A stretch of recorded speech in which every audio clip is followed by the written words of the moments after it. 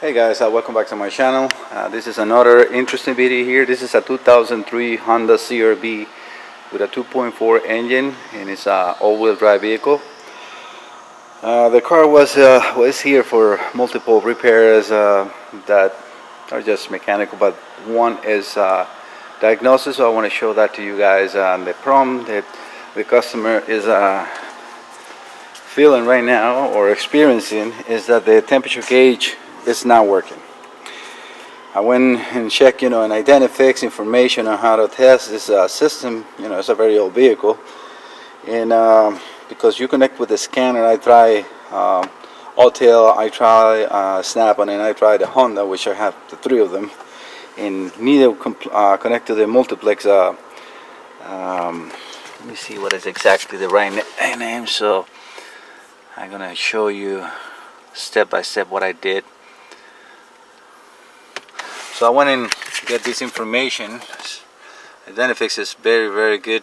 It's you have to interpret all the information, make sure you do it correctly. But so it's the multiplex control unit. There is no communication from the scanner to this unit, so you have to do it manually. So the first test that you can do to get to see if you have communication with the multiplex control unit, which is right here, the fuse box under your dash on the gas pedal. You will see, let me get some light in here so you guys can see what we're doing. So you have the fuse cover here, and that is the fuse box in there. It's let's see if I can get a better capture for you guys. I'm not sure if you're going to be able to see, but there is some cavities in there. Hopefully it's showing. I think it is a little bit. There is some cavities. One has one connector and the other one has two connectors. We're going to use for this the one with the two connector. As it shows in here, you need to have a special tool. Okay, I'm sorry, I'm not buying a tool for this. It's just a jumper wire in between those two connectors. So I'm going to set you guys up in here. Make sure you guys can see what I'm doing. I'm using a small tripod, so it's a little hard for me to see or show you, but this is the best I can. So we're going to remove a 10mm ball that is right where the DLC connector is. That's the bottom of those of that fuse box, and I'm going to just use again this type of terminals. Let me get my flashlight on my head on so we get a more light in here too. So I'm going to do is just connect an extension in between those two. Not necessary to be fused, because it's hopefully I'm not in your way, because I need to see too. So I'm going to put one of the terminals. Hopefully I can see, and you guys can see too. It's a little tight of a space.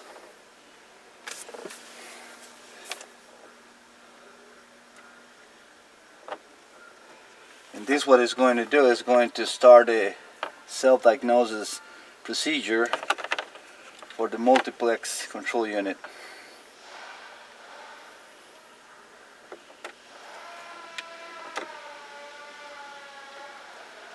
I think I'm in. Alright. Okay, hopefully you guys were able to see something in there.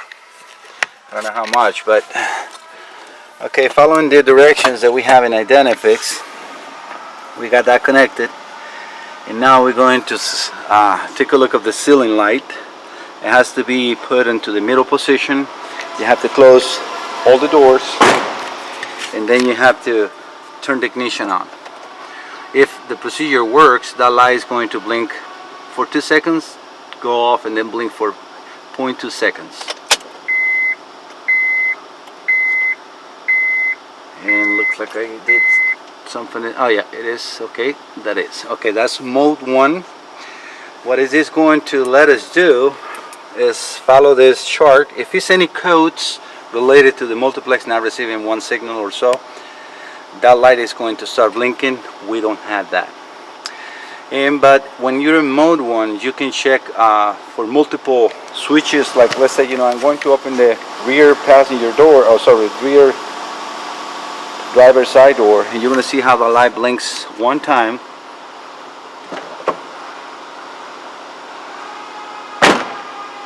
I don't know if that went on and off. Actually, no. I make sure I put the parking light on. Nope.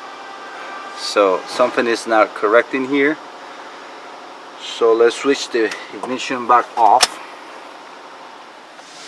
because it's very specific about, wait for 5 seconds and then it has to come on for 2 seconds, go out and then blink for 0.2 of a second, just one time. So let's do that again. Ignition is on. Let's see how many times it blink. They blink one time.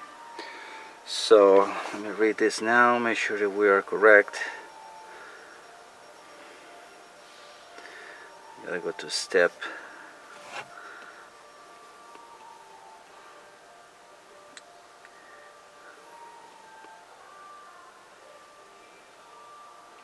I'm actually wrong, guys. This is just to check if we have any codes that will go there.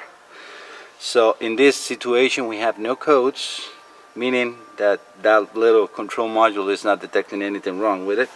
So we will then proceed to the mode 2. Turn this light off. Still with that connector in place. It says, is any DTCs? No. Then go to mode 2. That is if it's yes, and to check for any of those codes. We don't have that, so we're going to go from test to, mode 1 to mode 2. So disconnect the special tool from the multiplex control inspection connector for 10 seconds, or you do in between 5 to 10 seconds with ignition on. So again, I have that connector in there. Hopefully you guys can see what I'm doing. So all I'm about to do is just disconnect. Let's see, make sure it doesn't say to turn the ignition on. Nope. So 1, 2, 3, 4, 5, 6. And now the light on the up top should come on, and then twice. I don't think I see that. The front ceiling light should come on for 2 seconds and then blink for 2 seconds, or blink twice. Alright, so that didn't happen. Make sure I read the procedure correctly, because that is very important. If there is no DTCs, no blinking after indication, go to step 9. No, go to step, mode test 2. Probably I didn't count. Or mode 1, disconnect the special tool from mode 1, disconnect the special tool from the multiplex inspection connector for 5 to 10 seconds and then reconnect it, the front ceiling light. So what I'm going to do is just do it again. So we have the tool connected. I'm going to reset it's a little hard to see, I know, but it has to be done like that. So let me set the light ignition on again, wait for that 5 seconds. Okay, we have the blink and then one time. That is mode 1. From there, disconnect the special tool from 10 seconds and reconnect it. So I'm going to do it this time, disconnect it myself without you guys looking at just disconnected it, and then check if that ceiling light goes off or on. So 1, 2, 3, 4, 5, 6, 7, 8, 9, and 10. Okay, and now it did. Okay, perfect. So now we have the system in mode 2. What this is going to allow us is to check switches. Like if you operate the lights just on parking, there's a, actually let me give you or show you the table right here. That is all the switches you can check, and the light has to blink one time. So I'm going to get you guys so you can see the light. Going to open the door from the back, and that should be one time and then goes off. Alright, that means that switch is good. Now I'm going to operate the light switch just on park. Same thing, on and off. And then you can check the parking brake light, the air conditioning, and so on, like in that chart. So this is all good, no problems in here. So I'm going to do the following tests, which is for the gauges. So we can now turn the ignition off. Let me set you guys right here. It's going to be a little weird angle, looking at nothing specific, but I need to get this jumper off. So this going to turn the ignition off, and I'm going just to pull those. I'll leave you guys so that you can do that test without spending that specific tool from Honda. You don't need to. Just a jumper wire. Let me get this out of here. So again, I'm not using a microphone, so hopefully the audio is good. Alright, the next test that I need to check, because I'm going back in here, is so all that stuff is good, and now we need to do the line check with the communication line check with the self-diagnosis procedure. So that is a procedure that you can check all the gauges and so on, check the fuses, blah blah blah, and I'm going to tell you what the procedure is. So we need to first press the reset for the mileage button right here. Keep it pressed. I need to then turn the light. Sorry, the light is on, and then with holding those two on, I have to put the ignition on. Within 5 seconds, you need to switch the lights to off, on, and then back up to off. Then release the trip reset button and push it back 3 times and then release. If the procedure was successful, the lights on the dash will come on, and all the gauges will start to swipe up, including temperature and all the gauges. So let me see, how can I set you guys so you can see that, and I can do the procedure. Let me first do this.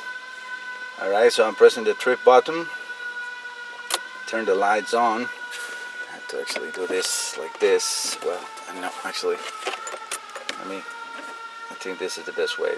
So pressing the trip reset, lights are on, ignition is on. 1, 2, I'm switching the lights, and then this one 3 times. Okay, and that worked out. So this is what you will experience. And now all is sweeping except the temperature gauge. So with just this, we already know that we have a gauge no good. Everything else is operational. So this is as much as you need to test, at least for what I have right now. The gauge is no good, so the gauge has to be replaced. There's some other tests you can do, and it's also explained in here. Let me go back. Entering the self, we already got there. But then that's just a procedure of timing that you need to do. Indicators, drive circuit checked. When entering the speedometer, common for gauge, needles move from the minimum point. We already see that. After the beeper stops sounding, the gauge needles return to the minimum position. Pushing the trip reset buttons, it starts the beeper drive circuit check. 1 beep, and the gauge drive circuit checks again. So the check cannot be started until all the gauges return to the minimum position. So again, all this is saying is if you press this one more time, all the gauges should do the sweep again, and it's exactly what it's doing. So we got the sweep all the way up and all the way down, except for the temperature. If the self-diagnosis mode and after the odometer trip LCD segment check, the self-diagnosis start the communication line check.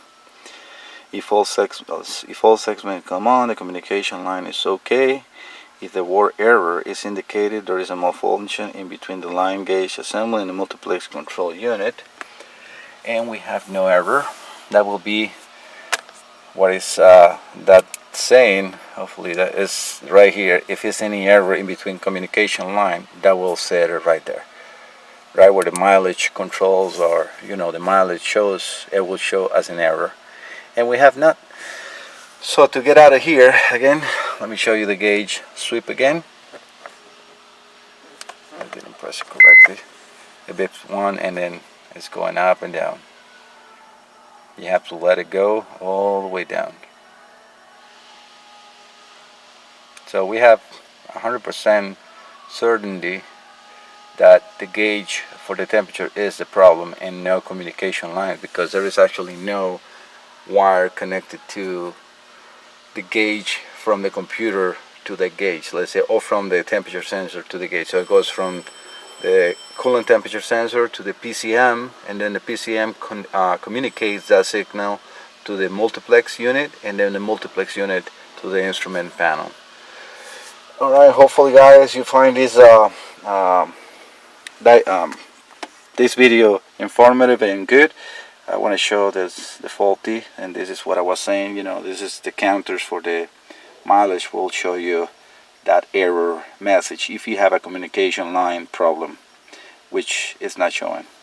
And that's all you can do pretty much, because this is not a CAN network, but it's something like that. So alright guys, again, thank you so much for watching, and don't forget to subscribe. Thank you so much.